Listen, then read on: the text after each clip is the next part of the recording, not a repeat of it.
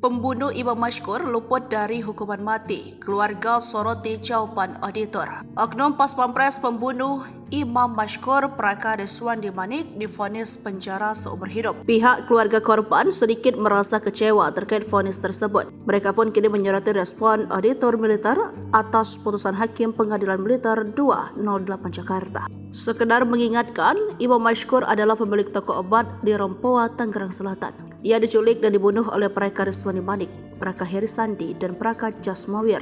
Jasad Imam ditemukan di sebuah sungai di Karawang, Jawa Barat usai dibuang oleh para pelaku. Mengutip dari Kompas.com, Hakim Ketua Kolonel Rudi Dwi Prakamto menjatuhkan vonis untuk para terdakwa dengan penjara seumur hidup pada Senin 11 Desember 2023. Untuk Praka Suwandi Manik diberi pidana tambahan berupa pemecatan dari Dinas Militer TNI AD. Dua TNI lain yang terlibat, Praka Heri Sandi dan Direktorat Topografi Angkatan Darat, dan Praka Jasmawir dari Kodam Iskandar Muda Aceh, juga dipidana penjara seumur hidup.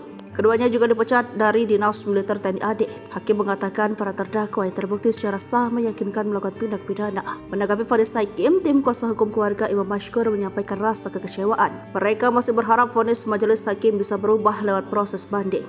Dilanjutkan, pria yang memakai kaos bergambar Hotman Paris itu, keluarga sangat mengharapkan auditor militer ajukan banding dalam waktu secepatnya.